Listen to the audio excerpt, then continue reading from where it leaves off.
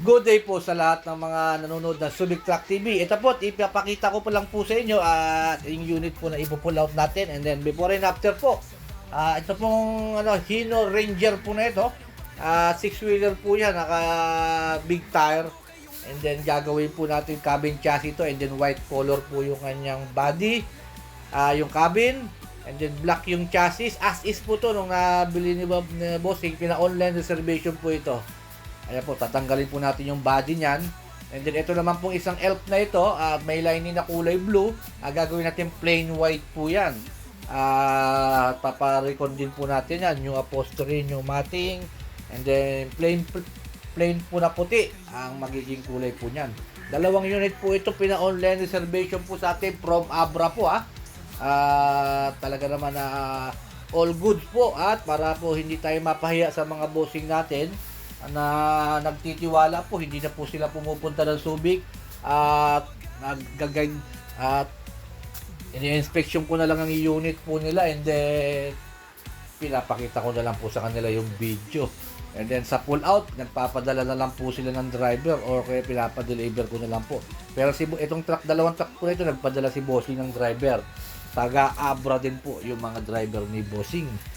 Talaga naman marami na po nagtitiwala sa atin mga boss. Talagang suki na po tayo ng mga malalayong lugar. At gawa ng nakita naman natin yung mga video natin, puro mga magaganda, mga class A.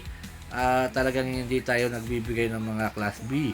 Talagang sa dami po ng yard ang pinupuntahan ko dito, at namimili po ako sa bawat yarda ng mga truck na aking inaalok. Lalong-lalo na pag online reservation katulad po nito. Nakita niyo yung makina, walang usok, walang talsik po yan. Titignan din natin yung mismong takip ng kanyang ng kanyang makina. Kung may lalabas na usok or may talsik, wala din pong tumalabas na usok at talsik po yan. At lahat po ng truck ng ating mga ine-inspection, puro ganyan po ang ating ginagawa.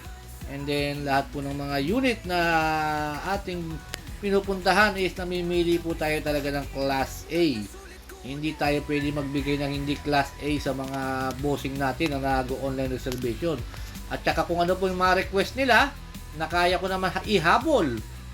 Halimbawa may ihahabol silang request, at katulad po ng isang na Hino, at nakabili na kami ng molye, pero nag-request si bossing na malaking molye dapat, di 4 po ang ang laki. Ayan, pinapalitan po namin yung kanyang molye. Habang hindi pa na ikakabit, talagang updated po tayo sa mga boss natin And then ito na po, at pinarada ko na po muna yung mga truck dito dahil ipo-pull out na, at finished product na po yan. Wow, nawala na po yung kanyang blue ng fuel tank na elf.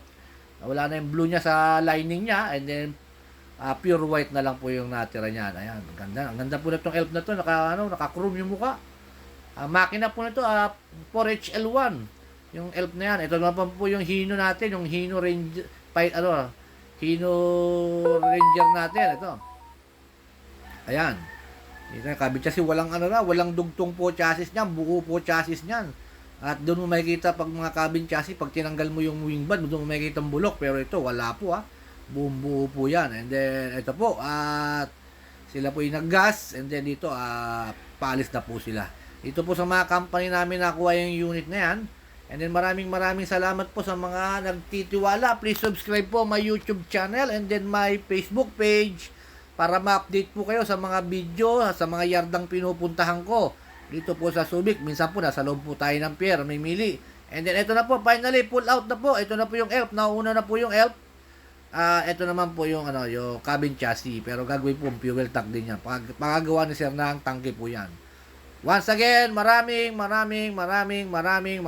salamat po sa inyong lahat mga boss ko. Kayo ang boss ko. Thank you po again.